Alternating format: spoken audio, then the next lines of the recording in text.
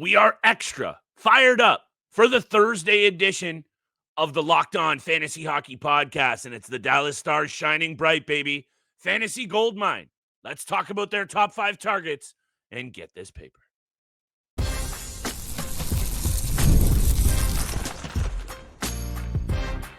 You're Locked On Fantasy Hockey, your daily podcast on fantasy hockey. Part of the Locked On Podcast Network, your team every day. Your boy might be in vacay mode, but it's full court press to the fantasy draft season on the latest edition of your daily source for fantasy hockey. It is the Locked On Fantasy Hockey Podcast, and I'm privileged to be joined, as always, by my distinguished co-host, Mr. Steele Rodin. On this side of the microphone, it's your boy, Big Flip Livingstone, checking in from day one of vacation, baby. The Miller High Lifes are flowing, Steele, just in time to talk about one of the best teams in the NHL, fantasy or otherwise. It's the Dallas Stars on today's show. Today's show is brought to you by our friends at Game Time. Download the Game Time app today. Use promo code LOCKEDONNHL for $20 off your first purchase. And you know I also got to give that love steal to the everydayers holding us down, making us their first listen every single day. We see you, we appreciate you, and we hope we're trying to get you guys prepared for this draft season. Steele, Dallas Stars loaded, absolutely stacked with fantasy draftable players. A lot of teams we talk about, we separate the streams to the waiver wires to the draftables. There are 8 or 9 draftable players on this team, in my opinion, and I am fired up to hear your take on your top 5. Yeah, we talk about gold mine. This is the absolute motherlode jackpot cha-ching of a team for your fantasy hockey team going into this 2025-26 season. Honorable mentions go to Jamie Benn, especially for Banger League. 70 penalty minutes, 50-plus points, over 100 shots, over 100 hits. Sure. Casey DeSmith was also in the top 150 as a backup goaltender. I thought he was stellar last year. Thomas Harley, I think, brings a lot of fantasy value on the back end. Miro Heiskanen obviously makes it to the honorable mention list as well. Ooh. Matt Duchene, who had a career year last year, 80-plus points. There's so much to like about this team when it comes to fantasy hockey. And like you said, you really can just pick 8 or 9 guys and draft them in the, anywhere from the first round to the 10th round to the 12th round. There's so much to like with these guys. But at number 5, I went with Roope Hintz. And for me, this is a guy who has consistently put up 30-plus goals the last 4 seasons. I know he had 28 goals, but he was on pace if he played the extra 6 games. He missed 6 games to injury, of course. 67 points from Roope Hintz, a plus 18, 30 penalty minutes, only 160 shots. The peripherals have gone down a little bit the last year. And the reason he comes in at number 5 for me is, again, the point production has slipped a little bit, but also his average time on ice. Over the last 3 years, over the last 4 years, actually, it's quietly dipped down. It was at just over 18 minutes. Then it was 17 and a half minutes, then 17, 15, and then under 17 minutes of average ice time this last year. So I'm not quite sure why it is happening, but that is something to consider when drafting this player. I look at Roope Hintz. He has complete chemistry, obviously, with Jason Robertson. That's a good point. Shots, sneaks up, sneaky with the assists. For me, he comes into that area of being a top 60, top 70 fantasy hockey draft pick. I think if he slips somewhere into that 7th, 8th round, that's an absolute steal for this guy. He finished the season 75th, ranked 75th on Yahoo Fantasy Hockey. I think he falls somewhere into that 6th, 7th round. If he falls later than that, it's a value pick at that point. First and foremost, I can't come on to this episode, talk about the Dallas Stars and not include Thomas Harley in my top 5. So I don't have Roope Hintz in my top 5. He's honorable mention. He's right there. I thought about putting him at 5 because he's steady as she goes. And I think what I would say about this player, Steele, because I thought about this a lot, And he's been a bit of a polarizing fantasy piece because he shows flashes, 70 plus point players that bring that a couple of years in a row warrant attention. And then we start to invest in them as such. And then he kind of teeters off a little bit. And I know a lot of GMs out there at points, injury wise or others, have perhaps jumped ship on him. Thomas Harley comes in at number 5, and let me explain why. Not only that's shocking to me. It's shocking that he comes in at 5. I don't think it should be because of how good this player is. Not only was he a part of the Four Nations Canadian team, and that should show you all of the quality that you should need to know for a player that is only 23 years old. This player is a smooth skating, large defenseman who also takes power play one time on one of the best teams in the NHL. So right there, in my opinion, he deserves to be in the top 5. I know the hits aren't there for a big guy of his kind of stature. At 6'3", triple digits in block shots is what you're going to get. You're still going to get, he had also still chipping in with the PIMs. Plus minus is solid. 50 points. He's just scraping the surface, and I can't back off of this player now.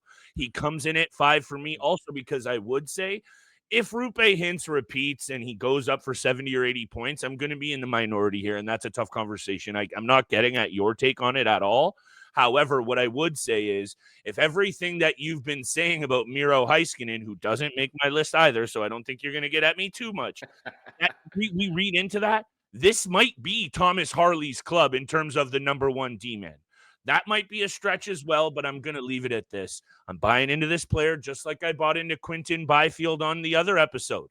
I love Thomas Harley. He's on a great team. He's backed up by one of the best goaltenders in the NHL, and they have one of the most balanced forward groups. That allows a young D-man to do his thing. 50-plus points from a young D-man on the blue line, Steele, to me, a little bit more valuable depending on your league format. But again, I'm not backing off of Thomas Harley. I love this player. He comes in at 5. Honorable mention to Roope Hintz, though. He'd be right there as the next player I take. Look, I love Thomas Harley just as much as you. I'm shocked that he comes in at the number 5 position. I'm happy we're not talking about Miro Heiskanen right now because that guy is just so – I can't even explain the feelings I have for Miro Heiskanen when it comes to fantasy hockey. People just – like to, they like to pump the tires a little bit. You included last year. I think I reeled you in back here. I'm not going to get you too bad with this Thomas Harley take. I love this player too, but I just don't think he cracks the top 5 in this. Food for thought. Sorry to interrupt you. Roope Hintz comes in at 67 on NHL.com's top 200. Thomas Harley, 77. So they're very close. So I don't think it should be too shocking. However, I'm with you. Sorry to cut you off once again. Back to you, my friend. No, it's all good because again, like just going based off of last year, and I'm interested to see what your projections are for his point production this year. I do like him as the number 1 defenseman, quarterbacking that power play unit. Again, especially for banger leagues, like even Jamie Benn, I'd probably take Jamie Benn a little bit ahead of a guy like Thomas Harley right now. Matt Duchene had an incredible season. He would be above Thomas Harley in my opinion too. Yeah, again, it depends on the format, but those would be guys that are just ahead of Thomas Harley. Again, he finished 156th in Yahoo rankings last year, and he still had an incredible year. I think there's a lot more that we can see from the player, but he doesn't crack the top 5. Again, I'm just happy we're not talking about Miro Heiskanen in this top 5 right now. Real quickly, I do want to mention this guy at number 4, but I want to talk about him also after the break. I'll make it real quick. Wyatt Johnston comes in at number 4 for me. I considered having him at number 3. I had to go with Jake Oettinger there, so Wyatt Johnston comes in at number 3 for me. And when we look at this player right now, 33 goals at 21 years old, back-to-back seasons as well. This is not a fluke. This is a warning for the entire NHL about what this player is capable of doing. 23rd overall draft pick just a few seasons ago. Plays in all situations, power play, penalty kill, overtime. He's everywhere out there. Multiple hat tricks last season, including some shorthanded goals and overtime winners. We have game-winning goals as one of our categories throughout our fantasy hockey leagues. 4 game-winning goals from this player. To me, I look at Wyatt Johnston. 80 plus points is what I'm projecting him for this year. I think he is one of the most I think he's one of the best players under the age of 23 right now. And there's a lot of skilled guys out there. He's definitely in the top 3 for me. Top 5, top 3. We'd have to break it down a little bit more. But Wyatt Johnston, I think he's going to do incredible things this season offensively. And we'll continue to break down every single position. We will do young guns. We will do every angle that you need to make sure you're ready to go for draft season. I got to talk about Wyatt Johnston after the break. Jakey Oettinger, Jason Robertson, perhaps, Steele. I don't know where he's at on your list, but we also know who's probably coming in at number 1. We'll talk about it right after the break. Today's episode is brought to you by our friends at Game Time. We've all been there, logging on, waiting forever for concert tickets to go on sale, only to lose your spot to the show you've been dying to see. Live music should be about making memories. Shout out to the Astronomer CEO, making a few memories at the Coldplay show, Steele, not dealing with stress. Shopping for tickets. Game Time comes in the clutch. Game Time makes getting concert tickets faster and easier than ever. Prices actually drop closer to showtime, and you save up to 60% on killer last-minute deals. Steele and I have been using the Game Time app for Blue Jays tickets. Any show that you need to see in your area, boom, Game Time. Take the guesswork out of buying concert and show tickets with Game Time. Download the app today. Create an account. Use code LOCKEDONNHL for $20 off your first purchase. Terms apply. Create an account and redeem code LOCKEDONNHL for $20 off. Download the Game Time app today. Last minute tickets, lowest price, guaranteed. And once again, thank you so much for tuning into the Thursday episode of Locked On Fantasy Hockey Podcast, making it your first listen every single day. Continue to smash that subscribe button, the follow button, leave a 5-star review for your boys here, Livingstone and Steele Rodin. Just real quickly before I throw it back over to you, again, another thing that I really like about this player, hasn't missed a single game throughout his 3 seasons in the National Hockey League. Went from 41 points up to 65, up to 71. He's gotten better. The ceiling is so high for this kid. He was just shy of 19 minutes of average ice time last year. And I truly believe that this is a guy that you should reach on. We talk about not reaching on a lot of players out here. Wyatt Johnston, I would be drafting him somewhere in the 4th or 5th round. And even then, I think, then I think maybe he could go a little bit higher. That's how confident and how much faith I'm putting into this young stud right now. 4th or 5th round. If he drops any further than that, you need to take him as quickly as possible. I'm going to throw him into the realm of the Lucas Raymonds, DeBrinkets, those kinds of young players that I think he's better. I love that. And for now, I'm not going to argue with it because you've already made a very eloquent point on this player. And let's also put out there that this kid has also performed in the clutch.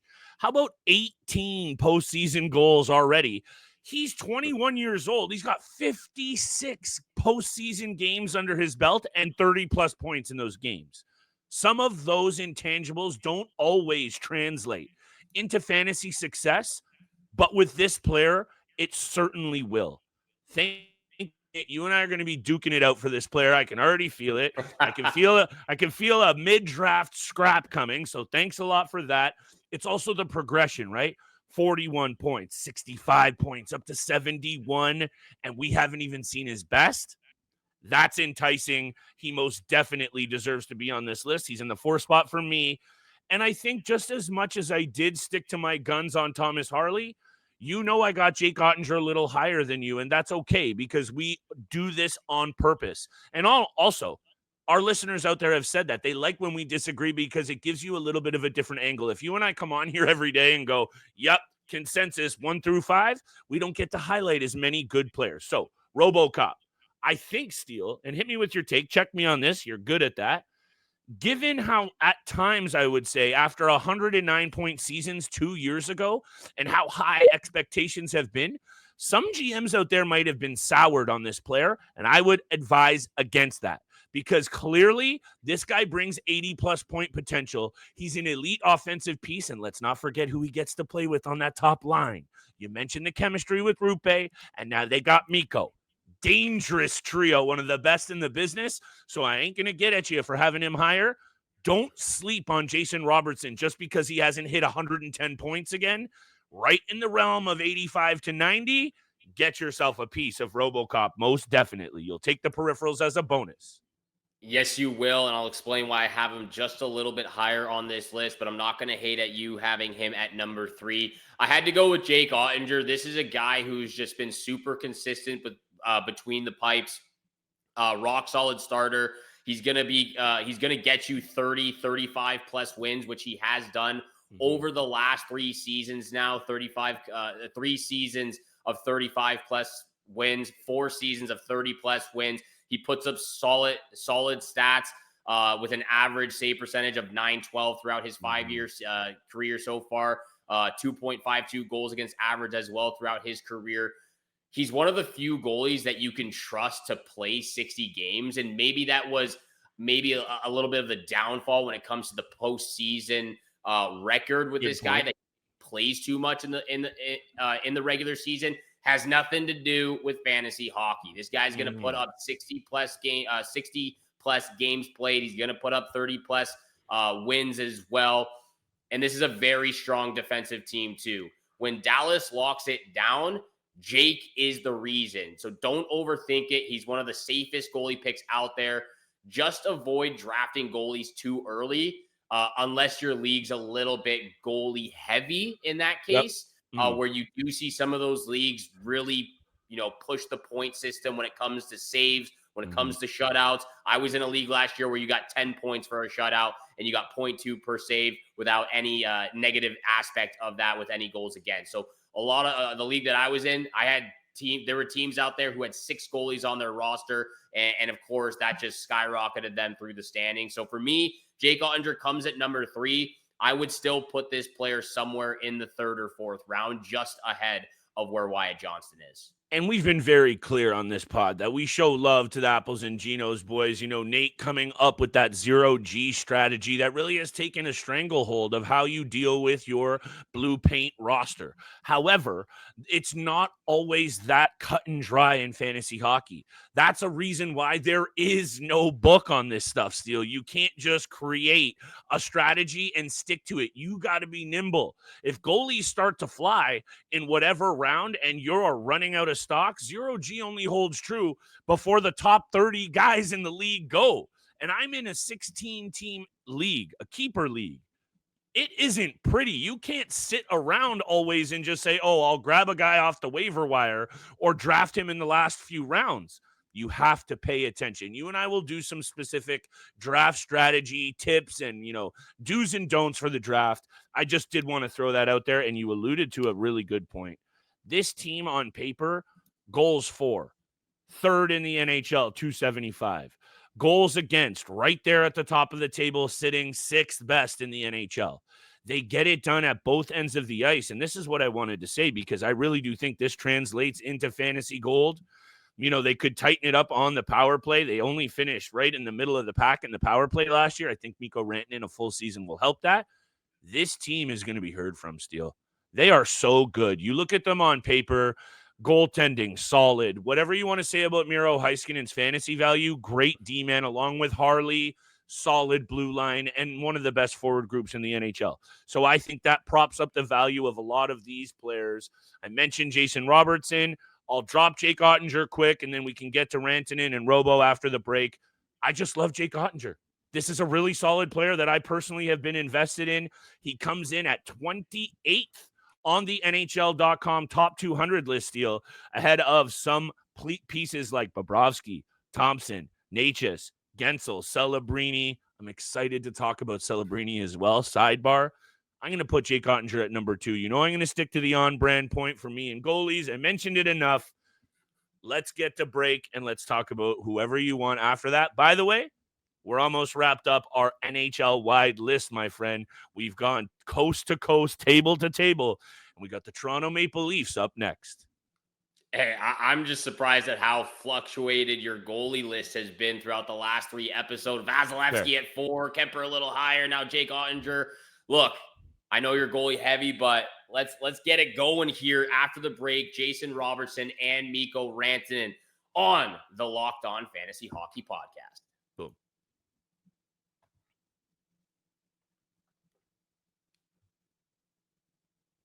Welcome back to the Locked On Fantasy Hockey Podcast, making it your first listen every single day. Once again, you know what it is. Hit the subscribe button. It takes 1 second just to go to the bottom left corner and hit that subscribe. That's a fact. The follow as well, and leave a 5-star review. Share with your friends and family out there. We really do appreciate all that love.